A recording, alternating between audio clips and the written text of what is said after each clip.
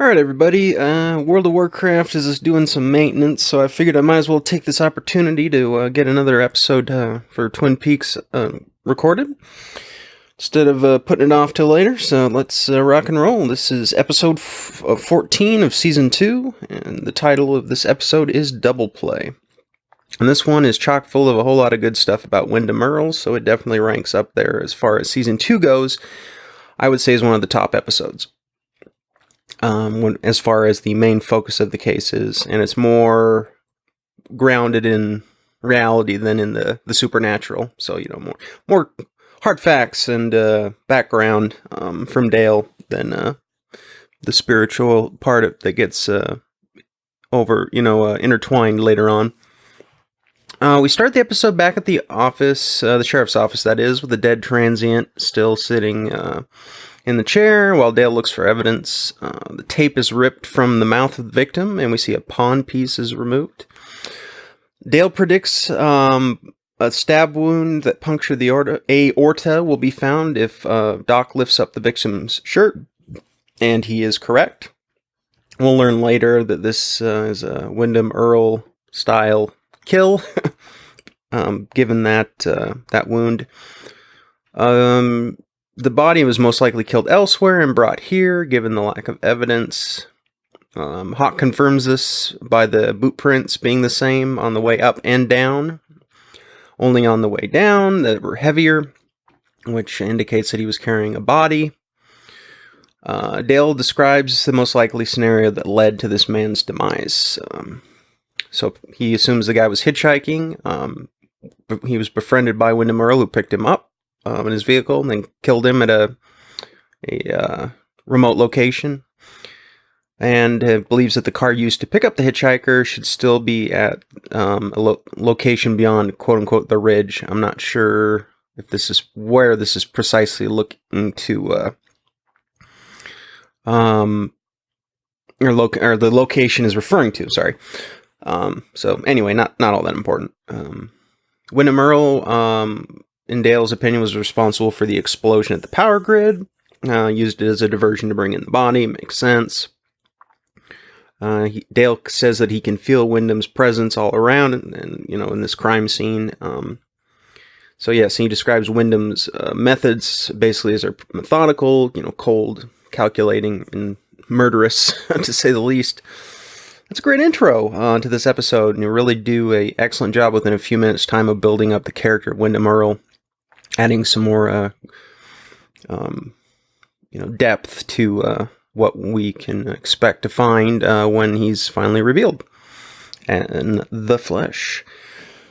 We're at the Great Northern now. Looks like in the early AM, though I imagine it's still probably, it's the same time as it is over at the sheriff's office as they were doing their investigating. The power's still out. Audrey and Bobby are talking business, and long story short, Audrey says that basically if they don't bring her father back from the brink of complete mental breakdown, that they're all screwed. Sounds reasonable. Back at the Johnsons, Shelley is trying to escape from Leo, who we recall came out of his coma at the end of the previous episode. Bobby shows up just in time to save Shelley.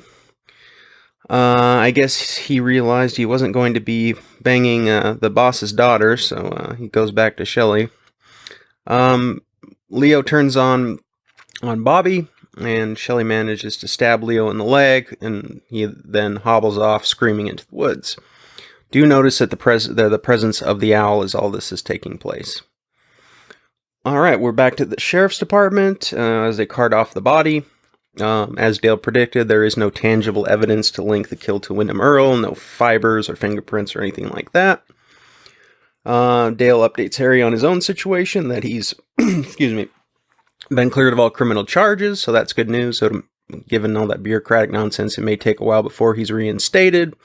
But as we recall, Harry deputized Dale and says if he wants the case, he can have it. Hawk found the car used in the murder up on an old logging road where Dale predicted it would be. And he also tells Harry that Hank didn't show up for the drug sting at Dead Dog Farm because he was in the hospital. Says he was hit by a truck or something, but we all know why. He got the crap kicked out of him by Nadine. And Hawk passes on the news of what took place at the Johnsons as far as Leo coming out of the coma, attacking Shelley, and then running off into the woods. So lots of weird stuff. Andy tells Lucy that he and Dick think that little Nicky killed his parents, and naturally Lucy is appalled. And remember, these are the two guys that may one of which is going to be the father of her child. So yeah, she's probably maybe reconsidering either of them being the one to help raise the child. We get I don't know if it's a mantelpiece shot or something of a lot of scale modeled classic cars, some Corvettes and some other cool stuff. James finally meets the husband, and he looks like he's straight out of The Sopranos. It's like a mafioso with his tracksuit. It's kind of funny. So we hear Evelyn looks, kind of stares off into the distance, and we hear this kind of sound of something sinister happening. So FYI, the car was sabotaged. Malcolm and Evelyn were basically conspiring to get rid of the husband and make James the fall guy, which James is not aware of yet. But that whole scene of that, I don't know what, it's like the scream you hear, like it's like one of these famous sound bites used over and over in television and movies. I don't know. So there's some of them have a particular name to them because they become like a trope. But that's what you're supposed to glean from that little part there on the scene. Ed and Doc Hayward talk about Nadine's situation because apparently Nadine doesn't realize that she's married to Ed. And she's, got the hots for Mike. So Ed's a bit worried about her, becoming sexually active because apparently he feels like he's hit by a timber truck every morning when he wakes up. So he thinks Nadine might kill a young kid with her adrenaline going in overdrive. And apparently Don is headed to bring him some money. So I'm sure there'll be a bit of a collision course with that situation with Evelyn. And looks like things are looking up for Norman and Ed. Hank's probably going to go back to the Slammer. And so good on them. Evelyn sees that James is setting out his stuff, probably considering leaving, because he's obviously having regrets for sleeping with a married man's woman. She's definitely a Black Widow. I think she is the Black Widow that the topic talked about. She says, "Love isn't wrong." All right, gentlemen. Remember, do not stick your pecker in crazy. It's not worth it. Learn from James's mistakes. Do not do this. Back at the sheriff's office. On a side note, they must have saved a good deal of money on set expenses, given they used the same handful of rooms over and over. So I imagine they were able to cut a budget cost quite a bit. Maybe they spent it on actors or actresses' salaries, but not a complaint, just an observation. We keep bouncing back between these, kind of these 2 rooms or 2 or 3, 4 rooms in the set. So anyway, Dale observes a chessboard. He comments that basically Wyndham Earle believes that all of life's mysteries can be discovered on the chessboard. So that's kind of his philosophy, I guess. He takes chess pretty seriously. I guess he and Dale played chess a lot. And given that the pawns are literally representing victims and possible future victims, minimizing these losses and the amount of pawns that are taken is pretty important to the strategy, though we get into that later. We get a big reveal right here, some great information, so this is a pretty cool scene, and that is that Dale talks about his history with Windom. Basically, when Dale was a fresh-faced kid with the Bureau. Windom was his first partner, and his mentor basically taught him everything he knew. Dale retells the story that he told Audrey about the witness that he had to protect with his partner, and adds some more information that is extremely important and probably didn't want to bring Audrey into the fold on that, since it would probably have put her in imminent danger. He says that he fell in love with this woman whose name was Carolyn, or Caroline, one of the two. I can't remember off the top of my head. I thought it was Carolyn. Very beautiful and gentle woman, according to Dale. Yeah, so Dale failed in his vigilance to protect her, and she died because of it. We know that. She died of the same stab wound that the transient died of. So yeah, put two and two together, and you probably already have a clue of what Dale's going to reveal in just a short while. Wyndham Earle was institutionalized after this.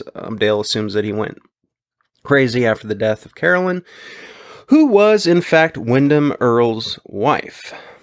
So Dale, and on top of that, Dale believes it was Windom who murdered her, and he also believes that she was put into witness protection because she was a witness of a crime committed by her husband.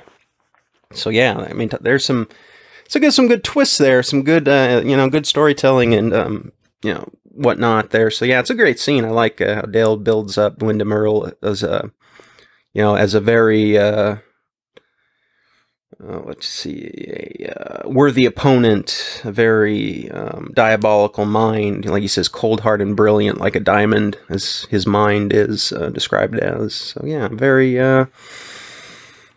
interesting scene. And and he also thinks that Windom may have just faked the whole going nuts type of thing and as part of a master plan. So maybe Wyndham's end game is killing the man who he probably took his wife away from him. But at that point he was probably he might have been far gone, or was heading towards the brink of sanity and insanity before all this, because he committed some kind of a crime that his wife witnessed, but we'll have to find out if that particular incident is revealed or not.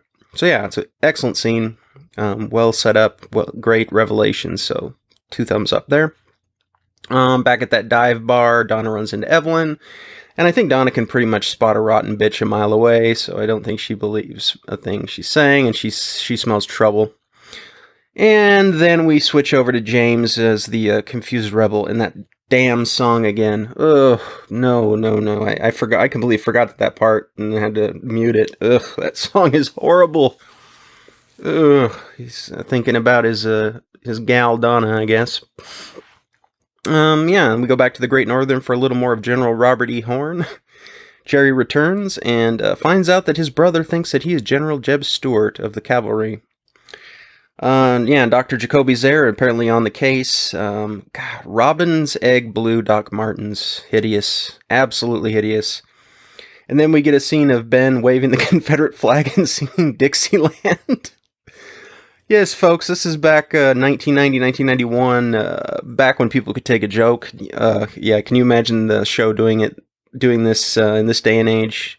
They'd probably people would probably be calling for the show to be canceled. So yeah, people could take a joke back then, not so much now. All right, back at the sheriff's department yet again. Major Briggs shows up. He looks haggard, barely able to stand. Asks for the sheriff and then collapses. The major escaped his. I don't know if he had been locked up by the MP for questioning and then escaped. It just looks like he probably must have walked a hell of a long ways.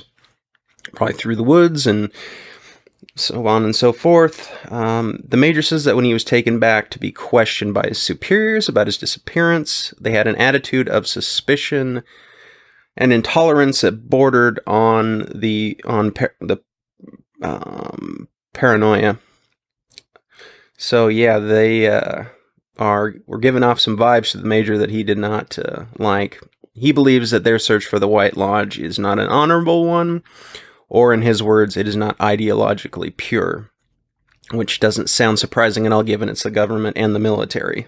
When is it ever ideologically pure other than to acquire some means by which to improve our ability to wage war with other nations? Anyway, Briggs believes he was at the White Lodge, and though he cannot recall his experience, he is certain that danger lies ahead, though he cannot say for certain what form it will take. I think, needless to say, Wyndham Earle will be at the center of this danger.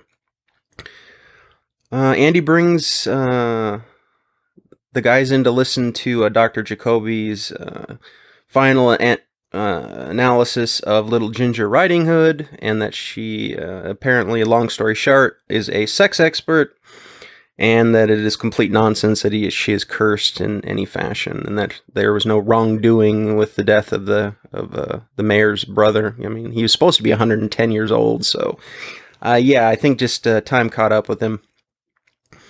The mayor shows up with a shotgun. Apparently he's going to take some shotgun justice out on Little Ginger Riding Hood, but ends up instead going behind closed doors to work out the problem, and ends up getting engaged, and that they're going to adopt. So yeah, apparently she worked her charms on him.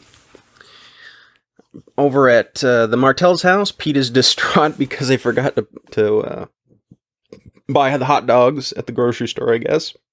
And Catherine finally lets Pete in on the big secret that her brother is indeed still alive, and that he was the reason why she was able to defeat Ben Horn at his game. His money probably through the bank to write that cashier's check or whatever it was for $5 million was probably Andrew's money. Blah blah blah. So yeah, gives us a little bit of a logical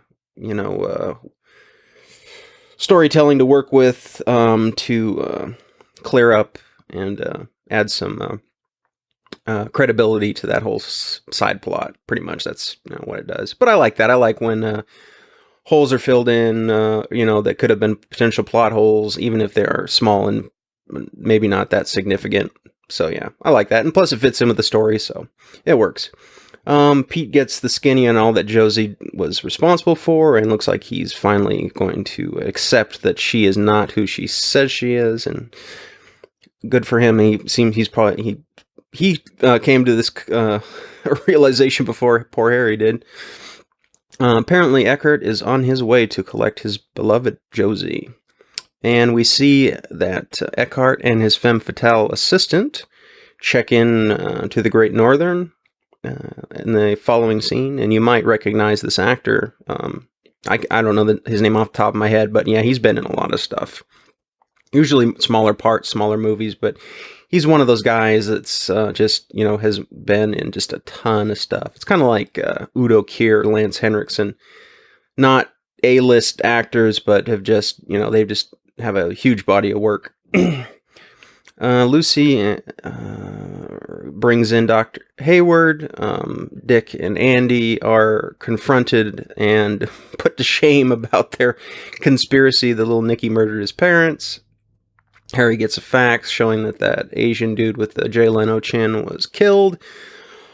Most likely Josie was responsible because she left with him and then returned having looked like she had escaped, so she probably shot that guy because she didn't want to go back to Eckhart. And Harry, of course, needs Dale to do some investigating because he's got his FBI connections, of course. He's got a little more resources that he can rely upon to see what is up. James has finally made up his mind to leave. Evelyn playing Mrs. Innocent again.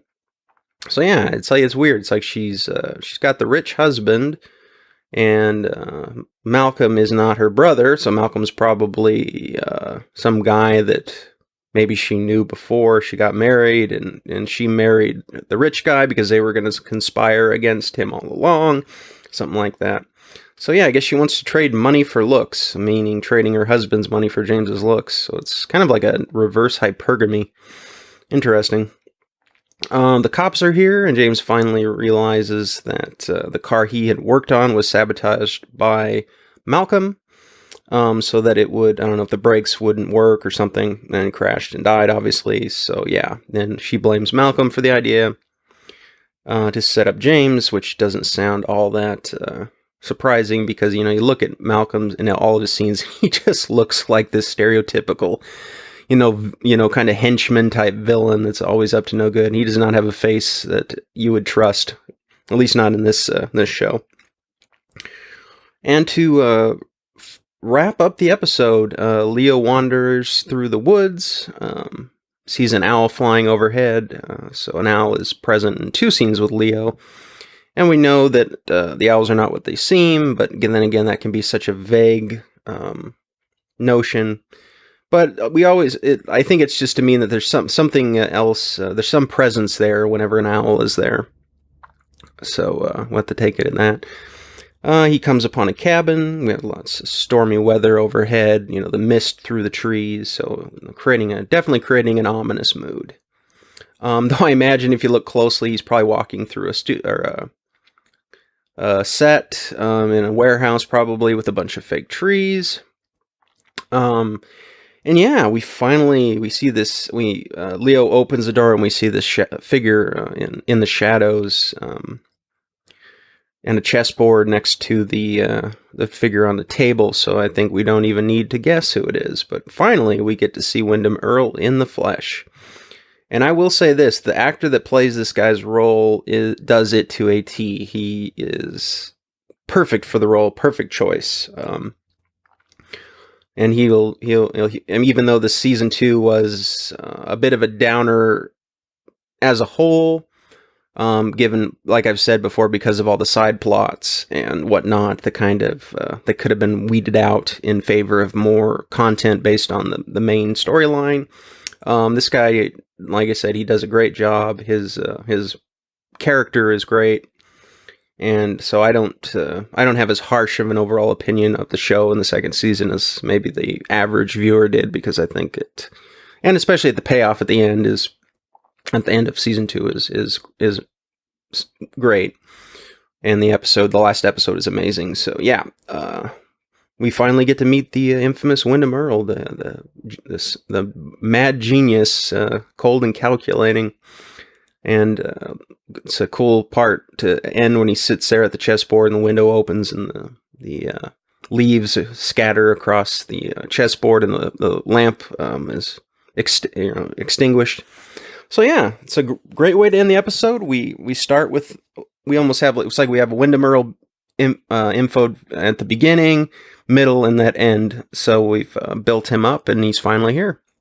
He's close by, maybe in the woods, but remember the woods are strange and full of the supernatural. So maybe he's out in the woods not only to stay out of sight, but also because he is aware of the supernatural vibe that's in the woods itself.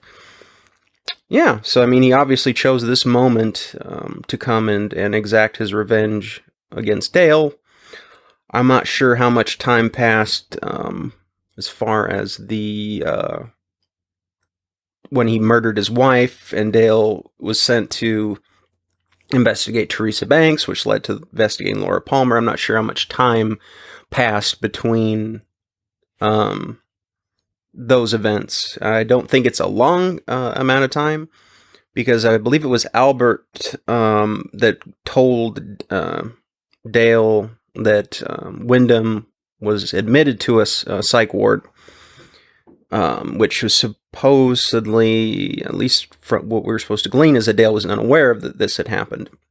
So the only thing I can think of is to put 2 and 2 together, is that Dale was injured, Carolyn died, Windom went nuts and was taken away, and then shortly thereafter Dale was sent on the case to investigate the Teresa Banks murder. That's my conclusion, but maybe we'll find out more information later. I can't recall every minute detail. Obviously, there's over almost like 30 total episodes, 32 episodes or something in the show. So don't expect me to be that locked into all the details. I think that's a task beyond the human ability to achieve, unless you have a photographic memory. But anyway, yeah, episode 14 is in the books. Double Play was the title, and I'll have this up sometime today, and I'll at the next convenient time I'll start working on episode 15. So I hope you enjoyed the review, folks. I hope you enjoyed the intro and first appearance of Wyndham Earle, and I will talk to you later. Take it easy.